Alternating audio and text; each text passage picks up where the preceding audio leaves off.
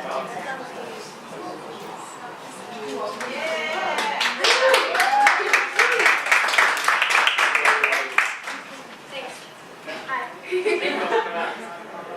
to Shakespeare Society's 2014 second annual Swim Festival. So we have to remind you of a couple of theater rules. There's no food or drink allowed in CAS. Also, please make sure your phones are on silent. In case of an emergency, there are exits at the front and at the back, and your seats can be used as a flotation device. If it is not an emergency, we do ask that you use the rear doors instead. So we have 4 scenes for you today. The first one is from Julius Caesar, and it was directed by Yvonne Carter. And she's going to introduce herself.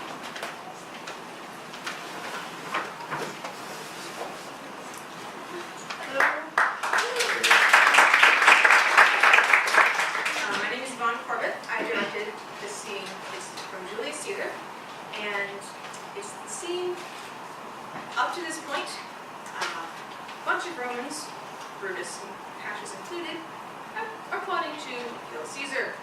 And I picked this scene because this is the scene where I think this is the only scene she's actually in.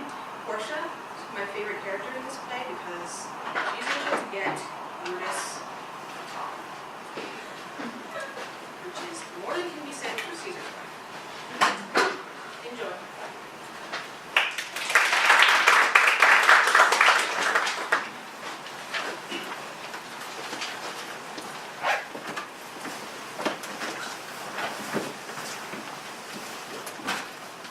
Boy! Lucius! Fast asleep?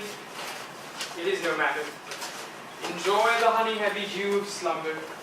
Thou hast no figures, nor no fantasies, which busy care draws in the brains of men. Therefore thou sleepst so sound. Brutus, my lord! Portia, what mean you? Wherefore rise you now? It is not for your health thus to commit your weak condition to the raw, cold morning. Nor for yours neither. You went gently, Brutus, stole from my bed, and yesternight at supper you suddenly arose and walked about, musing and sighing with your arms across, and when I asked you what the matter was, you stared upon me with ungentle looks. I urged you further, then you scratched your head and too impatiently stamped with your foot. Yet I insisted, yet you answered not, but with an angry wafture of your hand gave me sign for me to leave you. So I did, fearing to strengthen that impatience which seemed too much enkindled, and withal hoping it was but an effect of ill humor which hath this hour with every man. It'll not let him eat, nor sleep, nor talk, and could it work so much upon your sheep as it hath but prevailed in your condition, I should not know you, Brutus. Dear my lord, make me acquainted with your cause of grief. I am not well in health, and that is all. Brutus is wise, and were he not in health, he would embrace the means to come by it. Why, so I do. Good Portia, go to bed. Is Brutus sick? And is it physical to walk unabraced and suck up the humors of the dank morning? What? Is Brutus sick? And will he steal out of his wholesome bed and dare the vile contagion of the night and tempt the rheumy and unpurged air to add into his sickness? No. My Brutus, you have some sick offense within your mind which by my right and virtual place I ought to know of, and upon my knees I charm you, by all your vows of love, by that great vow which did incorporate and make us one, that you unfold to me, yourself, your half, why you are heavy, and for what men have had to resort to you, for here have been some 6 or 7 who did hide their faces even from darkness. Kneel not, gentle Portia. I should not need if you were gentle, Brutus. Within the bond of marriage, tell me, is it expected that I should know no secrets that appertain to you?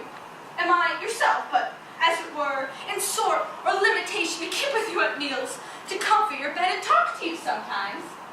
Dwell I but in the suburbs of your good pleasure? If it be no more, Portia's Brutus's harlot, not his wife. You are my true and honorable wife, as dear to me as are the ruddy drops that visit my sad heart. And if this were true, then I should know this secret. I grant I am a woman, but with all a woman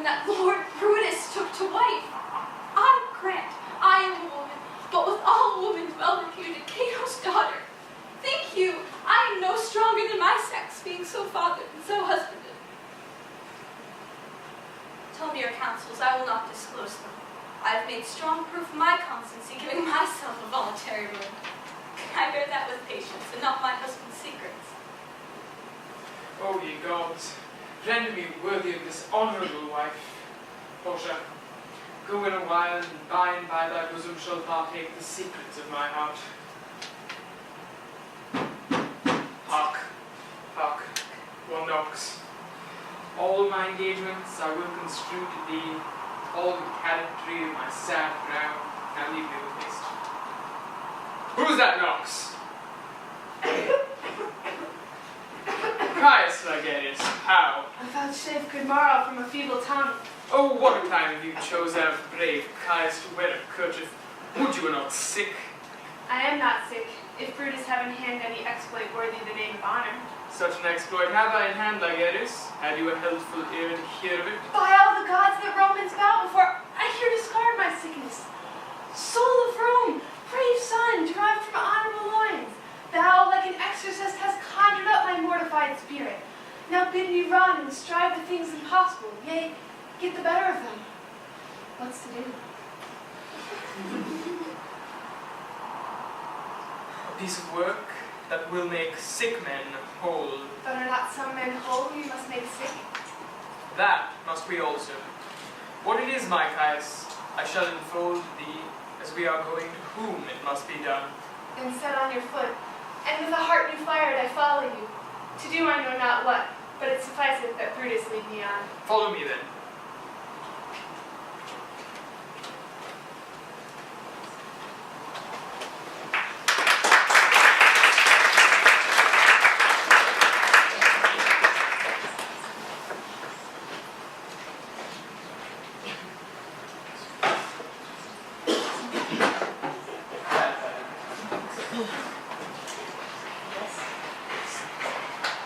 Everybody. Our next scene is from Measure for Measure. My name is Hilary Waite. I directed it.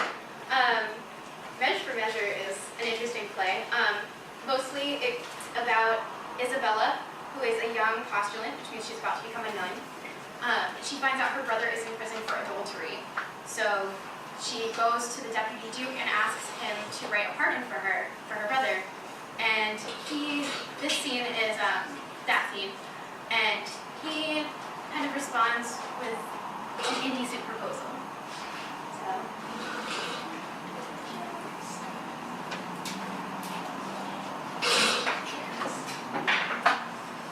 Enjoy.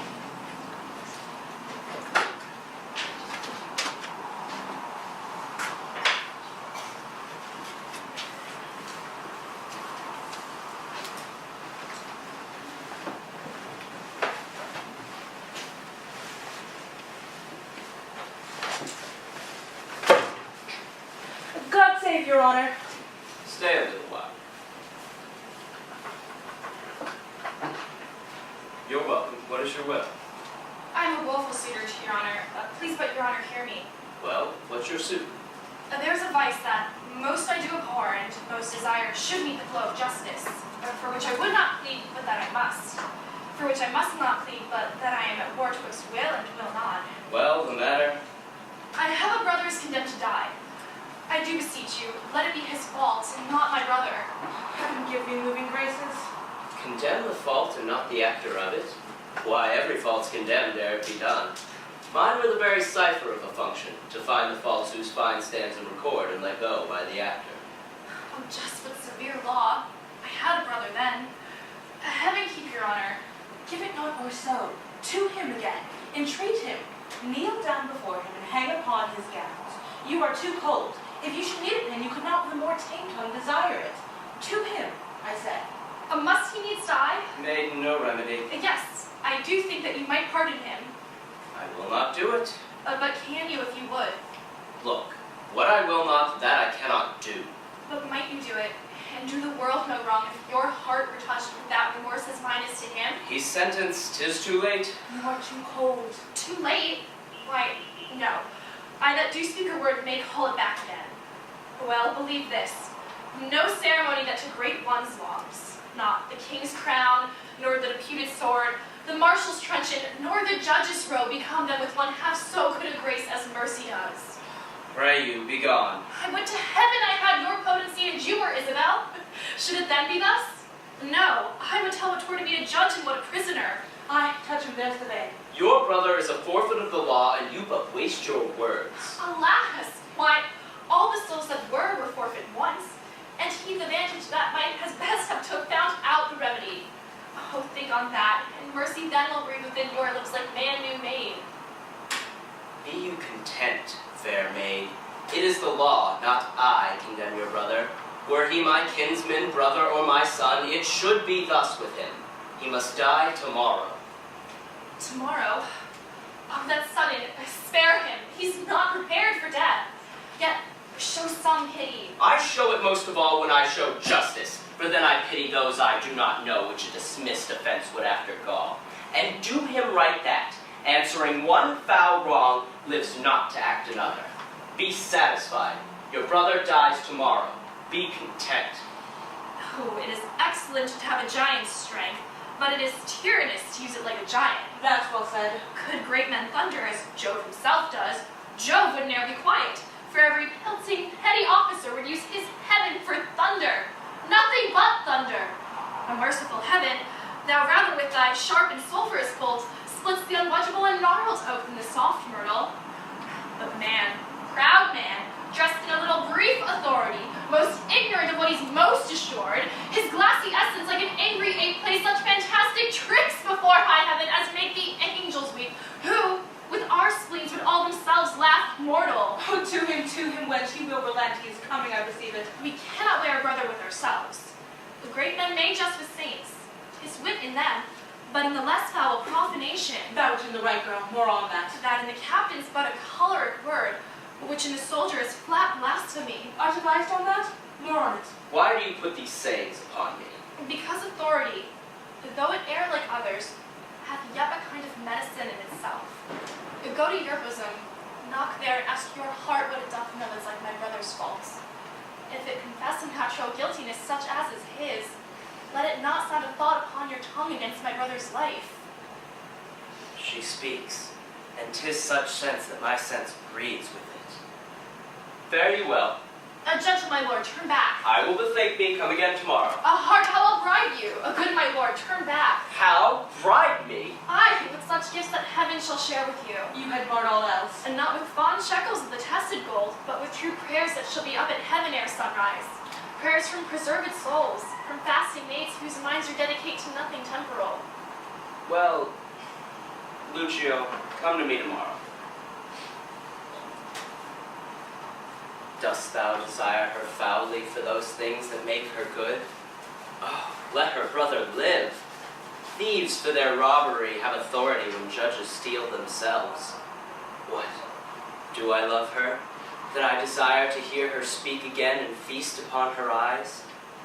This virtuous maid subdues me quite. Even till now, when men were fond, I smiled and wondered how. Go to, 'tis well. Away. Heaven keep your honor safe.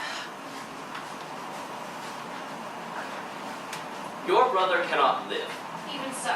yet may he live a while, and it may be, Under your sentence? yea, When, I beseech you, that in his reprieve, longer or shorter, he may be so fitted that his soul sicken not. ha, fie these filthy vices. It were as good to pardon him that hath from nature stolen a man already made. 'Tis all as easy falsely to take away a life true made, as is to put metal in restrained means to make a false one. And 'tis set down so in heaven, but not in earth. Say you so? Then I shall pose you quickly.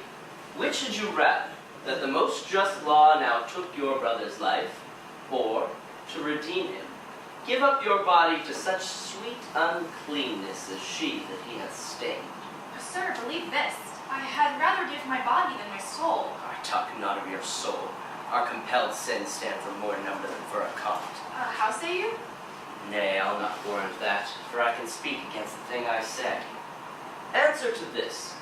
I, now the voice of the recorded law, do pronounce a sentence upon your brother's life.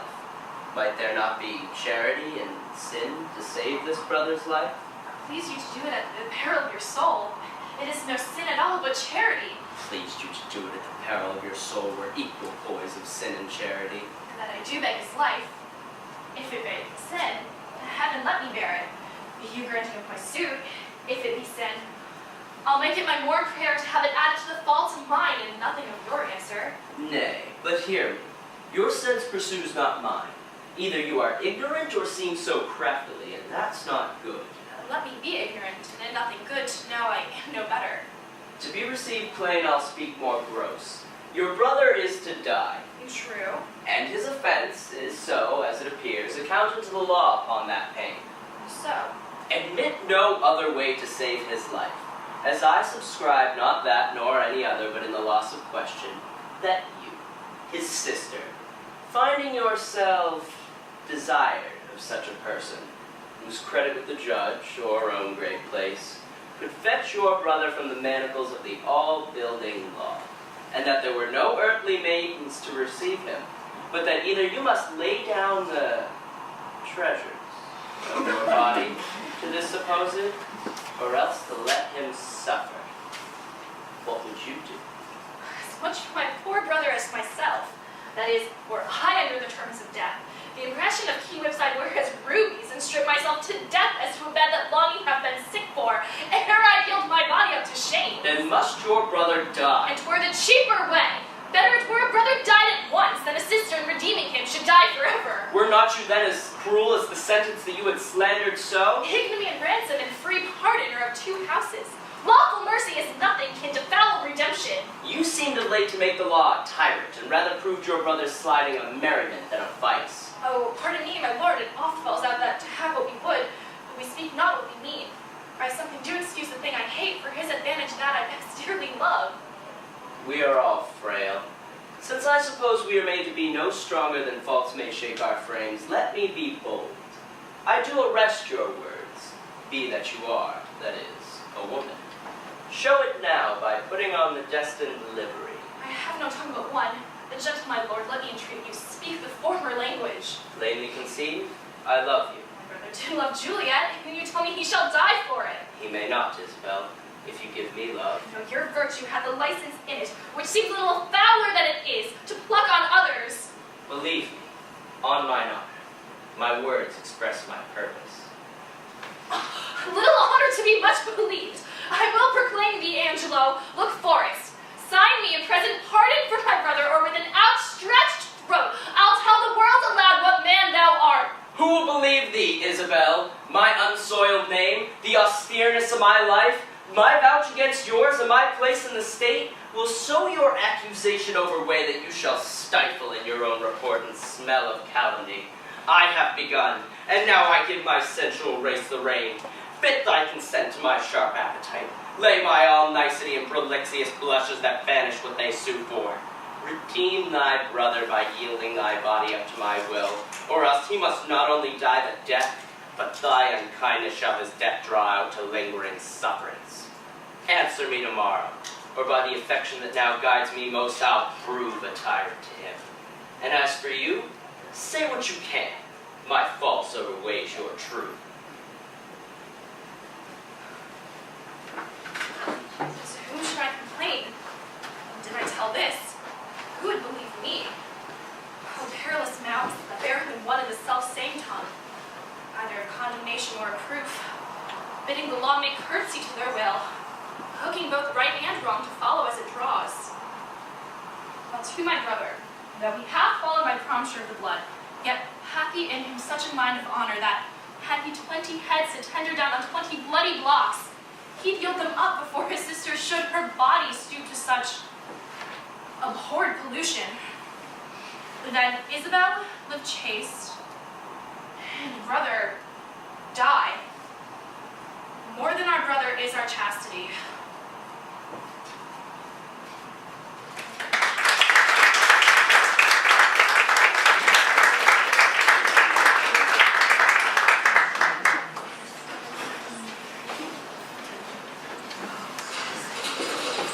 The next scene will be from Othello, and directly Othello, Eliza, and Naked tonight.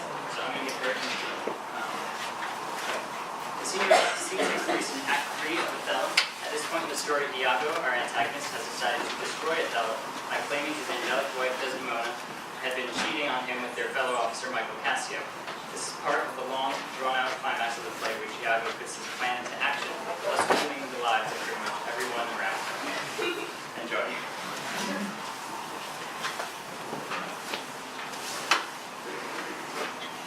Excellent wretch, perdition catch my soul, but I do love thee. And when I love thee not, chaos has come again. My noble lord, What dost thou say, Iago? did Michael Cassio, when he wooed my lady, know of your love? He did, from first to last. Why dost thou ask? But for satisfaction of my thoughts, no further harm. Why have I thought, Iago? I did not think that he had been acquainted with her. Oh yes, and between us very oft. Indeed. Indeed, aye, indeed. Discernest thou aught of that? Is he not honest? Honest, my lord. Honest, aye, honest. My lord, for aught I know. What dost thou think? Think, my lord. Think, my lord, by heavens he echoes me, as if there were some monster in his thought too hideous to be shown. Thou dost mean something, I heard thee say even now. Thou likest not that when Cassio left my wife. What didst thou not like? And when I told thee he was of my counsel, and the whole course of wooing, thou criest, indeed, and didst contract and purse thy brow together, as if thou had shut up in thy brain some horrible conceit. Thou dost love me, show me thy thought.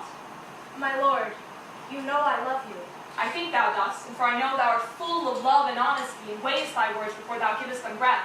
Therefore the stops of thine fright me the more. For such things in a false disloyal knave are tricks of custom, but in a man that's just, they are close relations, workings of the heart that passion cannot rule. For Michael Cassio, I dare be sworn, I think that he is honest. I think so too. Well, men should be what they seem, or those that be not what they might seem none. Certain men should be what they seem. Why then, I think Cassio is an honest man. Nay, yet there's more in this. I prithee, speak to me as to thy thinkings, as thou dost ruminate, and give thy worst of thoughts the worst of words. Good my lord, pardon me. Though I am bound to every act of duty, I am not bound to all that slaves are free to. Utter my thoughts, why say they are vile and false, as where's that palace whereunto foul things sometimes intrude not? Who has a breast so pure, but with some uncleanly apprehensions keep leagues and bodies, and in session sit with meditations lawful? Thou dost conspire against thy friend Iago, if thou thinkest him wrong, and makest his ear a stranger to thy thoughts. I do beseech you, though I perchance am vicious in my guess, as I confess it is my nature's play to spy into abuses, and oft my jealousy shapes faults that are not, that your wisdom yet, from one who so imperfectly conceits, would take no notice, nor build yourself any trouble out of his scattering or unsure observances. It were not for your quiet, nor your good, nor for my manhood, honesty, or wisdom to let you know my thoughts. Zoons, what dost thou mean? Good nays in man and woman, dear my lord, is the immediate jewel of their souls. Who steals my purse, steals trash. 'Tis something, nothing. 'Twas mine, 'tis his, and has been slave to thousands. But he who filches from me my good name robs me of that which enriches him not, and makes me poor indeed. By heaven, I'll know thy thoughts. You cannot, if my heart were in your hand, nor shall not, whilst 'tis in my custody. Ha! Oh, beware, my lord, of jealousy. It is the green-eyed monster which doth mock the meat it feeds on. That cuckold lives in bliss, who, certain of his fate, loves not his wronger. But oh, what damned minutes tells he o'er from one yet who dotes, yet doubts, suspects, yet strongly loves. Oh, misery. Poor and content is rich, and rich enough. But riches fineness is as poor as winter from one who ever fears he shall be poor. Good heaven, the souls of all my tribe defend from jealousy. Why is this? Thinkest thou I'd make a lie of jealousy, and follow still the changes of the moon with fresh suspicions? No, to be once in doubt is once to be resolved. Exchange me for a goat, when I shall turn the business of my soul to such exsulficant and blown surmises matching thy inference. 'Tis not to make me jealous to say my wife is fair, feeds well, loves company, is free of speech, sings, plays, and dances well. Where virtue is, these are more virtuous. Nor for my own weak marriage will I draw the smallest fear or doubt of her revolt, for she had eyes, and she chose me. No, Iago, I'll see before I doubt. When I doubt, prove, and on the proof, there's no more but this. Away at once with love or jealousy. I am glad of it, for now I shall have reason to show the love and duty I bear you with franker spirit. Therefore, as I am bound, receive it from me. I speak not yet of proof. Look to your wife, observe her well with Cassio. Wear your eye thus, neither jealous nor secure. I would not have your free and noble nature out of self-bounty be abused. Look to it. I do know our country's disposition well. In Venice they do let heaven see the pranks they dare not show their husbands. Their best conscience is not to leave it undone, but keep it unknown. Dost thou say so? She did deceive her father, marrying you, and when she seemed to shake and fear your looks, she loved them most. And so she did. Why, go to then! She that so young could give out such a seeming to seal her father's eyes up close as oak. He thought 'twas witchcraft.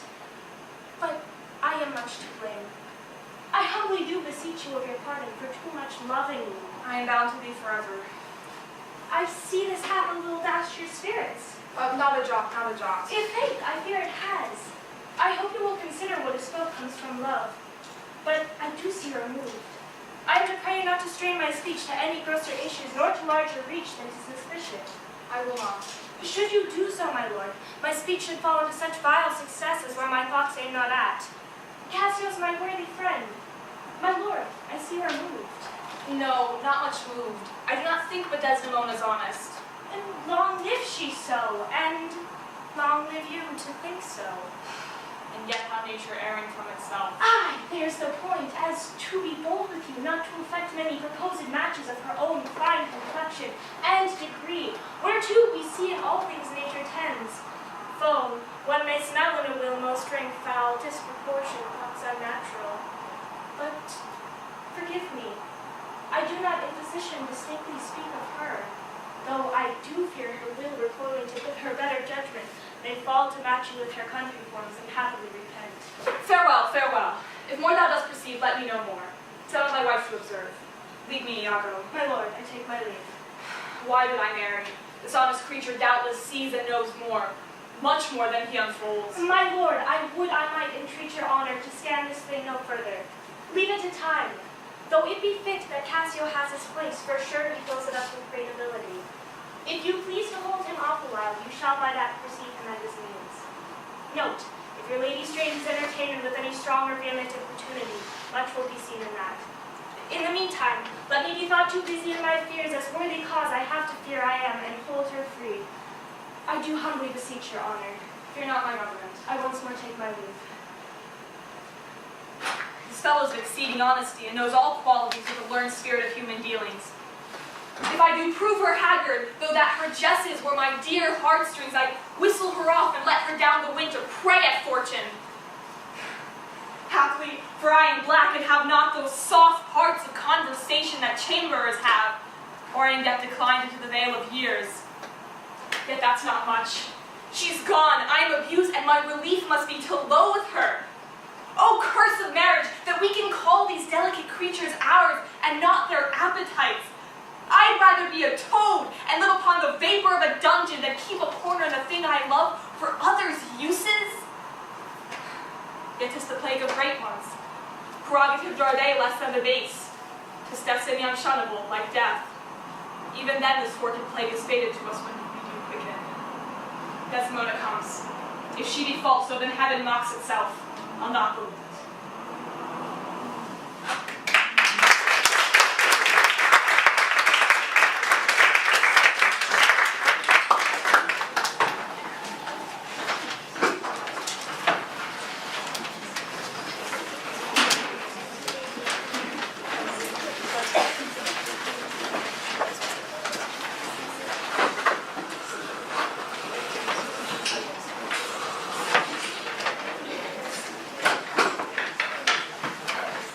So, next scene is from a show about nothing, and it's the scene where Dogberry, who's the head of the watch, and his partner Bruce are addressing the watchmen, and they're telling them their duties for being a member of the Prince's Watch.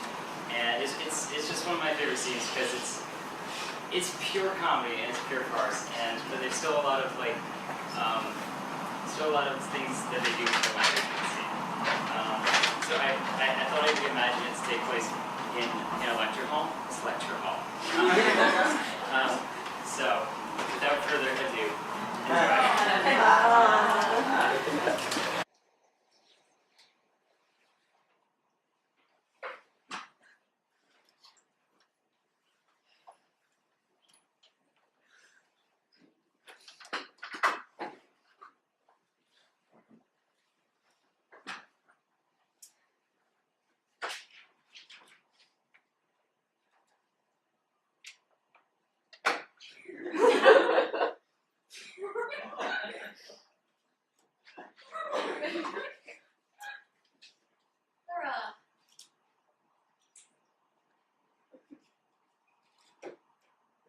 'Tis very true, sir.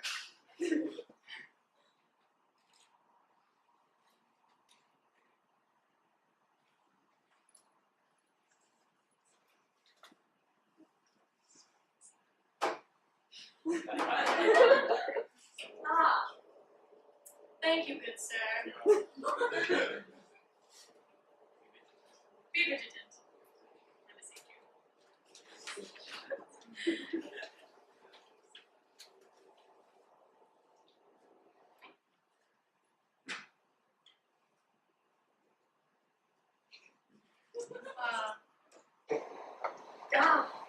Thank you, kind sir.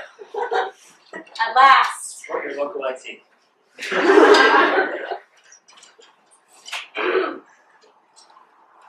Are you good men and true? Yea, or else it were pity, but they should suffer salvation, body and soul. Nay, that were a punishment too good for them if they should have any allegiance in them of being chosen for the prince's watch.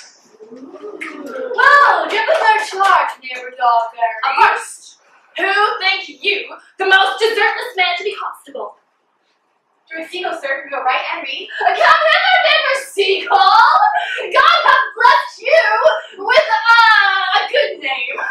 To be a well-favored man is the gift of fortune, but to write and read comes by nature. Both which, Master Constable. You have! I knew it would be your answer. Well, for your favor, sir, why, give God thanks. And for your writing and reading, let that appear when there is no need of such vanity. You are thought here to be the most senseless and fit man for the constable of the watch. Therefore, bear you the lantern.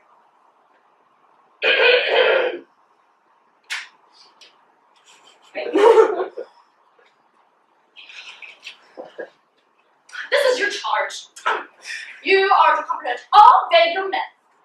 You are to bid any man stand in the prince's name. How if you will not stand? Why then, take no note of him, but let him go, and presently call the rest of the watch together, and thank God you are rid of that name! If he will not stand when he is bidden, he is none of the prince's subjects. True, and they are to meddle with none but the prince's subjects. You shall also make no noise in the streets, for the watch to babble and to talk is most tolerable and not to be endured. We'd rather sleep than talk. You know what belongs to watch? But you speak like a most ancient and quiet watchman, for I cannot see how sleeping should offend. Only, have a care that your bills be not stolen. Well, you are to call at all the ale houses, and bid those that are drunk get them to bed. Oh, they will not. Why then, let them alone till they are sober. If they make you not, then better answer. You may say they are not the men you took them for. If you meet a thief, you may suspect him, by virtue of your office, to be no true man. And for such kind of men, why, the less you meddle or make with them, why, the more is for your honesty.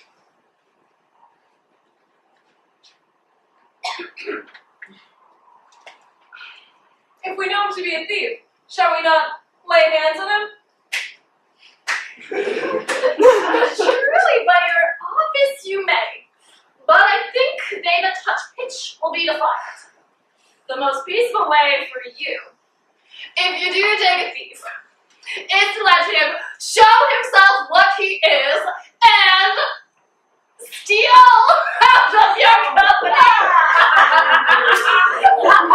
You will always be called a merciful man, partner. Truly, I would not take a dog by my wheel, much more a man who hath any honesty in him. If you hear a child cry in the night, you must call to the nurse and bid her still it.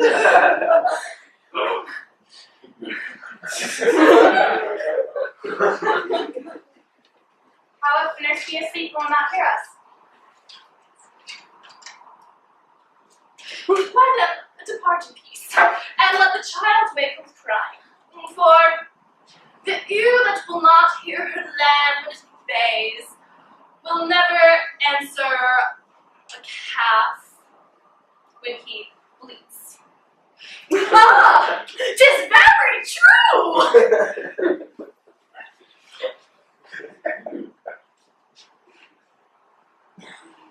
the end of the charge. You, constable, are to present the prince's own person. If you meet the prince in the night, you may stay him. Nay, my lady, that I think he cannot. 5 shillings to the one on it, with any man that knows the statutes. He may stake him. Marry, not without the prince be willing, for the watch ought to offend no man, and indeed it is an offence to hold a man against his will. Oh, my lady, I think it be so. Well, masters, good night. And should there be any matter of weight chances, pull at me. Keep your fellows' counsels and your own. Good night. And come, neighbor.